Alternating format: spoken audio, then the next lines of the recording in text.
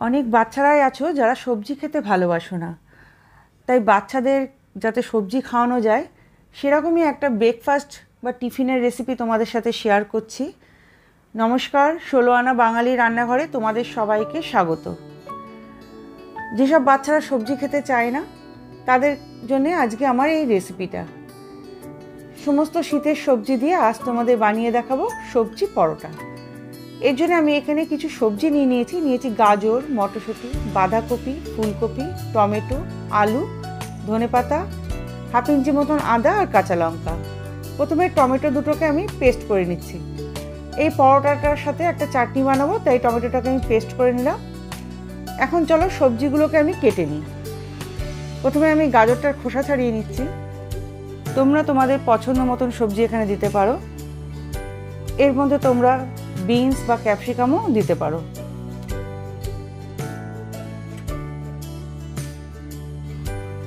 গাজরটা আমার খোসা ছাড়ানো হয়ে গেছে। এবার গাজরটাকে আমি ছোট ছোট করে প্রথমে টুকরো করে নিচ্ছি। আমরা প্রত্যেকেই জানি সবজি খাওয়া ভীষণই উপকার, কিন্তু বাচ্চারা সবজি খেতে যেহেতু ভালোবাসে না, তাই বাচ্চাদেরকে নানা রকমভাবে আমরা সবজি খাওয়ানোর চেষ্টা করে থাকি। গাজরটা আমার কাটা হয়ে গেছে। এবার ফুলকপিটাকেও আমি ছোট করে কেটে নিচ্ছি।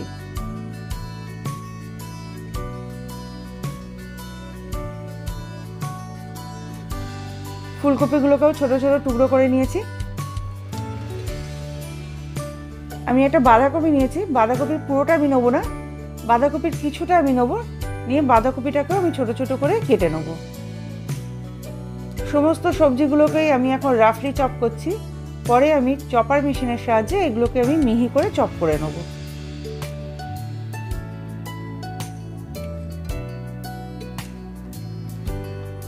বাঁধাকপিটা আমার কাটা হয়ে গেছে। এবার প্রথমে আমি ফুলকপিটাকে গ্রেট করে নিচ্ছি। একটা গ্রেটার মেশিন নিয়েছি। এবার গ্রেটার মেশিনের যে বড় সাইডটা সেটা দিয়ে আমি গ্রেট করবো না, ছোট দিকটা দিয়ে আমি ফুলকপিটাকে গ্রেট করে নিচ্ছি।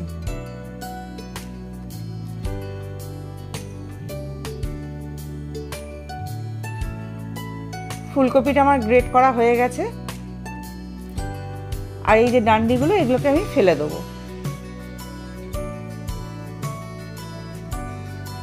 এবার এই সমস্ত সবজিগুলোকে আমি চপ করে নেব। তার জন্য আমি চপার মেশিন নিয়েছি। এই চপার মেশিনের মধ্যে আমি সমস্ত সবজিগুলো দিয়ে দিচ্ছি। দিয়ে দিলাম গাজর আর দিয়ে দিচ্ছি বাঁধাকপি। প্রথমে গাজর আর বাঁধাকপিটাকে আমি চপ করে নেব, পরে আমি মটরশুঁটিটাকে চপ করে নেব।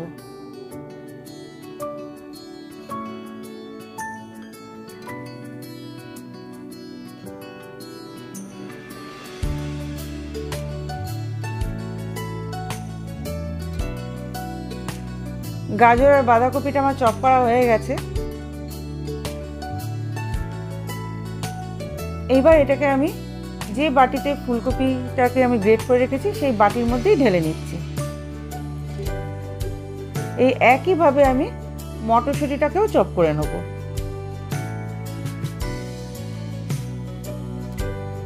এর মধ্যে দিয়ে দিলাম হাফ চা চামচ মতন লবণ। লবণটা দিয়ে ভালো করে সবজিটার সাথে মিশিয়ে 10 মিনিট মতন রেখে দিতে হবে, যাতে সবজির যে জলটা আছে সেটা বেরিয়ে আসে। এটা চাপা দেওয়া থাক। ততক্ষণে আমি ধনেপাতা, আদা আর কাঁচা লঙ্কাটাকে চলো কুচিয়ে নিই। আমি অর্ধেকটা ধনেপাতা নিয়ে নিলাম। এবার ধনেপাতাটাকে মিহি করে কুচিয়ে নিতে হবে।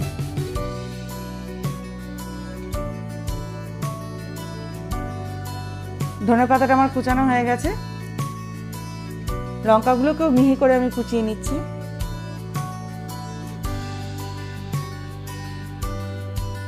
এখন যে আদাটা আমি নিয়েছি সেই আদাটাকে এবার ছোট গ্রেটারের সাহায্যে গ্রেট করে নিচ্ছি।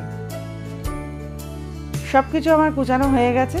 আর এদিকে দেখো, আমি মটরশুঁটিটাকে চপ করেছিলাম কিন্তু মেশাতে ভুলে গিয়েছিলাম, তাই সবজির সাথে মটরশুঁটিটা মিশিয়ে দিয়ে আবারও 5 মিনিট এটাকে আমি চাপা দিয়ে রেখে দিচ্ছি। এটা 5 মিনিট চাপা থাক। এখন চলো পরোটার ডোটা তৈরি করে নিই। এখানে আমি হাফ কাপ ময়দা নিয়েছি আর 1 কাপ আটা নিয়ে নিলাম। এর মধ্যে দিয়ে দিলাম সামান্য পরিমাণে লবণ। এবার প্রথমে শুকনো উপকরণগুলো ভালোভাবে মিশিয়ে নিচ্ছি। মেশানো হয়ে গেছে। এখন অল্প অল্প করে জল দিয়ে আমি একটা সফট ডো তৈরি করে নেব। তবে আমি কোনো গরম জল ব্যবহার করছি না, রুম টেম্পারেচারে থাকা জলই আমি ব্যবহার করছি। আটা আর ময়দাটা আমার মাখা হয়ে গেছে। আমি প্রথমে কোনো তেল এর মধ্যে দিইনি, তাই এখন 1 চামচ সাদা তেল দিয়ে আবারও আটা ময়দাটাকে ভালোভাবে একটু মেখে নিচ্ছি।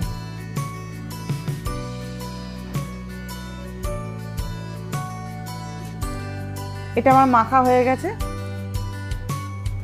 দেখো অনেকটাই সফট করে মেখেছি। এবার এটাকে চাপা দিয়ে রাখি। এটা 10 মিনিট চাপাতা। আমি একটা মশলা তৈরি করে নিচ্ছি। পুরটা তৈরির জন্য এই মশলাটা তৈরি করা। এখানে আমি নিয়েছি 1 চামচ মৌরি, 1 চামচ গোটা ধনে আর 1 চামচ গোটা জিরে। এই মশলাগুলো কিন্তু কোনোটাই ভাজা না। প্রথমে মশলাগুলোকে আমি একটু কুটে নেব, তবে মিহি গুঁড়ো করবো না, হালকা করে একটু কুটে নিচ্ছি। মশলাটা আমার কোটা হয়ে গেছে। দেখো মশলাগুলোকে আমি আধ ভাঙা করে নিয়েছি। আর এখানে যে সবজিটার মধ্যে আমি লবণ মিশিয়ে রেখেছিলাম সেটা 10 মিনিট হয়ে গেছে। এবার সবজিতে যে জলটা বেরিয়েছে সেই জলটাকে আমি ছেঁকে নিচ্ছি। তার জন্য একটা কাচের বোল নিয়ে নিয়েছি। বোলের মধ্যে দিয়ে দিলাম সাদা একটা কাপড়। এবার এই কাপড়ের মধ্যে আমি সবজিটা দিয়ে দিচ্ছি।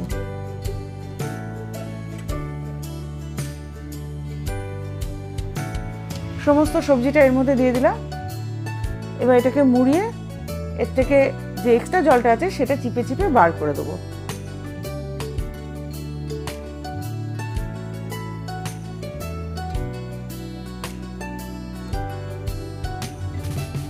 সবজি থেকে আমি সমস্ত জলটা বার করে দিয়েছি। আর এই যে জলটা দেখছো এটাতে তোমরা চাইলে আটাও মাখতে পারো।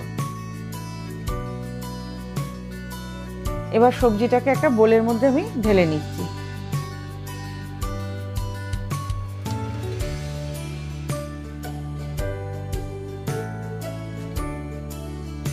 এখন সবার প্রথমে আমি পরোটার সাথে খাওয়ার জন্য একটা চাটনি বানিয়ে নেব।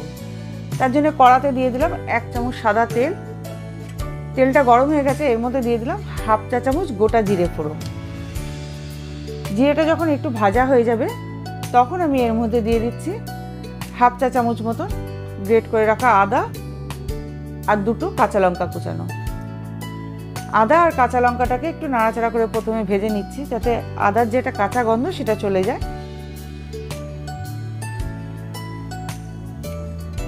এর মধ্যে দিয়ে দিলাম সামান্য পরিমাণে লবণ আর দিয়ে দিলাম হলুদের গুঁড়ো। আবার একটু নাড়াচাড়া করে মিক্সড করে নিলাম। এখন যে টমেটোটা আমি পেস্ট করে রেখেছিলাম সেই টমেটোটা দিয়ে দিলাম। সামান্য একটু জল দিয়ে দিলাম। দিয়ে এবার ভালো করে নাড়াচাড়া করে চাটনিটা তৈরি করে নেব। চাটনিটাতে সুন্দর কালার আসার জন্য এর মধ্যে আমি দিয়ে দিলাম 1 চা চামচ মতন কাশ্মীরি রেড চিলি পাউডার আর দিয়ে দিলাম সামান্য পরিমাণে চিনি। এবার সব কিছু খুব ভালোভাবে আমি মিক্সড করে নিচ্ছি। আর চাটনির টমেটোটা দেখো আমি কিন্তু একদম মিহি পেস্ট করিনি, দেখতেই পাচ্ছ চাটনিটাতে খুব সুন্দর কালার এসে গেছে। চাটনিটা আমার হয়ে এসছে। এবার এর মধ্যে আমি দিয়ে দিচ্ছি অর্ধেকটা লেবুর রস, যাতে চাটনিটা একটু চটপটা হয়। লেবুর রসটা দেওয়ার পর আবার একটু নাড়াচাড়া করে মিশিয়ে নিচ্ছি। সবার শেষে আমি এর উপর দিয়ে দিচ্ছি ধনেপাতা কুচানো। ধনেপাতাটা দেওয়ার পর একটু নাড়াচাড়া করে মিশিয়ে নিয়ে গ্যাসের ফ্লেমটাকে আমি অফ করে দিয়ে চাটনিটাকে ঢেলে নেবো। চাটনিটা আমার তৈরি হয়ে গেছে। এখন আমি পরোটার পুরটা তৈরি করে নিচ্ছি। এই জন্য আবারও কড়ার মধ্যে দিয়ে দিলাম 1 টেবিল চামচ সাদা তেল। তেলটা গরম হয়ে গেলে এর মধ্যে আমি দিয়ে দিলাম আমি যে মশলাটা কুটে রেখেছিলাম ধনে জিরে আর মৌরি, সেই মশলাটা দিয়ে একটু নাড়াচাড়া করে একটু ভেজে নিলাম। মশলাটা ভাজা হয়ে গেলে এর মধ্যে দিয়ে দিলাম 1 চা চামচ মতন গ্রেট করে রাখা আদা আর 4-5টা লঙ্কা কুচানো। আদা আর লঙ্কাটা দেওয়ার পর আবার একটু নাড়াচাড়া করে ভেজে নিলাম। এবার এর মধ্যে আমি দিয়ে দিচ্ছি সবজিগুলো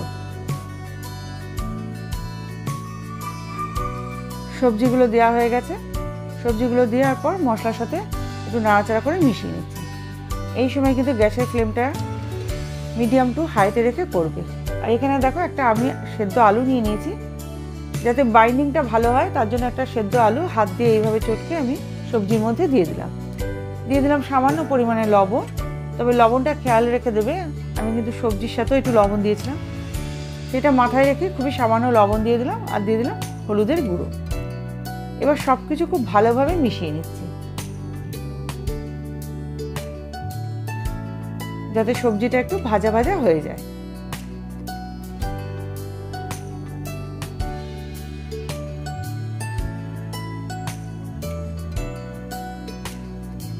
সবজিটা আমার ভাজা ভাজা হয়ে এসছে। এর মধ্যে দিয়ে দিলাম হাফ চা চামচ মতন চিলি ফ্লেক্স। চিলি ফ্লেক্সটা দেওয়ার পর আবার একটু নাড়াচাড়া করে মিশিয়ে নিচ্ছি। আর সবার শেষে এর মধ্যে আমি দিয়ে দিচ্ছি ধনেপাতা কুচানো।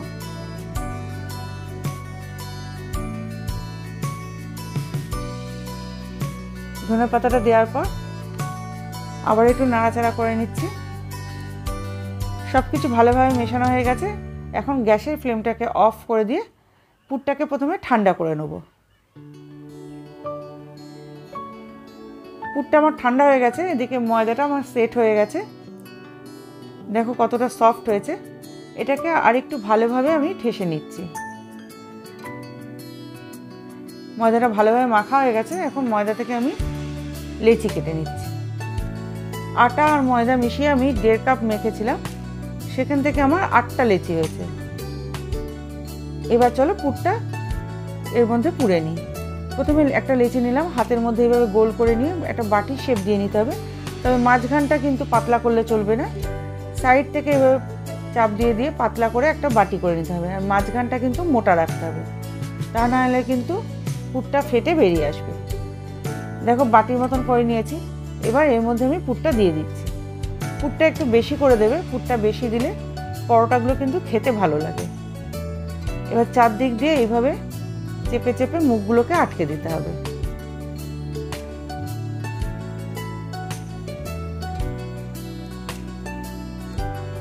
দেখো একটা আমার তৈরি হয়ে গেছে। এবার তোমাদেরকে বেলে দেখাচ্ছি। সামান্য পরিমাণে একটু আটা লাগিয়ে নিচ্ছি, বেশি আটা দেবে না, সামান্য একটু আটা দিয়ে প্রথমে হাত দিয়ে চেপে চেপে এইভাবে চারদিকে ছড়িয়ে দেবে, যাতে পুরটা চারদিকে সমানভাবে ছড়িয়ে যায়। যতটা পারবে প্রথমে হাত দিয়ে চেপে চেপে করে নেবে, তারপর বেলনি দিয়ে হালকা হাতে চাপ দিয়ে বেলে নিতে হবে। বেলার সময় বেশি আটা বা ময়দা ব্যবহার করবে না। এইভাবে ঘুরিয়ে ঘুরিয়ে চারদিকে সমানভাবে বেলে নিতে হবে।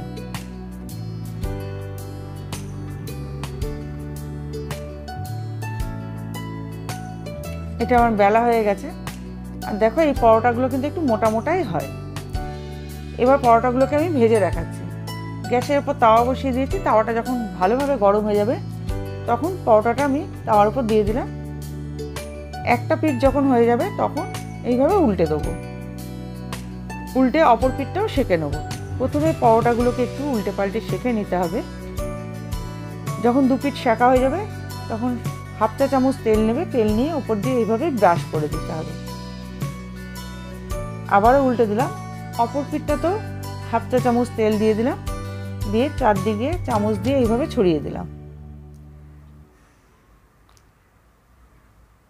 মিডিয়াম টু হাই ফ্লেমে রেখে পরোটাগুলোকে ভেজে নিতে হবে, তাহলে সুন্দর কালার আসবে। এইভাবে চেপে চেপে পরোটাগুলোকে ভেজে নিতে হবে।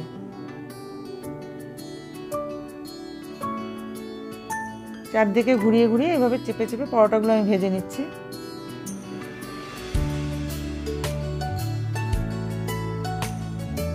এই পরোটাটা আমার ভাজা হয়ে গেছে। এই পরোটাটা আমি তুলে নিচ্ছি। এইভাবেই তোমাদের আরেকটা পরোটাও আমি তৈরি করে দেখাচ্ছি। আমার এই সবজি পরোটার রেসিপি যদি তোমাদের ভালো লাগে তাহলে পুরনো বন্ধুরা আমার পাশে থাকো, আর নতুন বন্ধুরা আমার চ্যানেলটাকে সাবস্ক্রাইব করে দিয়ে পাশের বেল আইকনটা টিপে দিও, যাতে আমি নিত্য নতুন ভিডিও ছাড়লে তার নোটিফিকেশন তোমরা পেয়ে যাও। বেশিরভাগ বাচ্চারাই কিন্তু সবজি খেতে ভালোবাসে না। তাদেরকে টিফিনে যদি এরকম পরোটা বানিয়ে দেওয়া যায় তাহলে তারা এই পরোটাটা খুবই ভালোবেসে খাবে, আর সবজিটাও তাদের পেটে যাবে।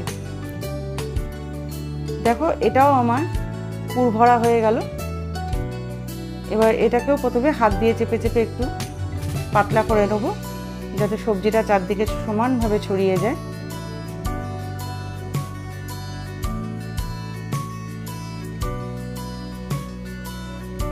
এই হাত দিয়ে পাতলা করার ফলে পরোটাগুলো হেঁটেও যাবে না।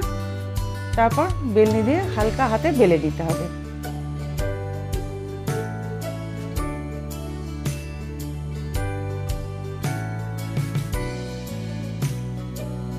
এটাকেও আমি ভেজে নিচ্ছি একইভাবে। প্রথমে সেঁকে নেব, তারপর অল্প তেল দিয়ে এটাকে আমি ভেজে নেব। সমস্ত পরোটাগুলো আমার ভাজা হয়ে গেছে। আর এই সবজি পরোটাগুলোর মধ্যে যেহেতু সবজি দিয়ে তৈরি হয়, তার জন্য এর সাথে আর কোনো তরকারি না হলেও হয়। এই যে চাটনিটা করেছি, এই চাটনি দিয়ে এই সবজি পরোটাটা খেতে কিন্তু ভীষণই ভালো লাগে। তোমাদেরকে একটা পরোটা ছিঁড়ে দেখাচ্ছি যে সবজিটা ভেতরে কীভাবে চারদিকে সমানভাবে ছড়িয়ে গেছে।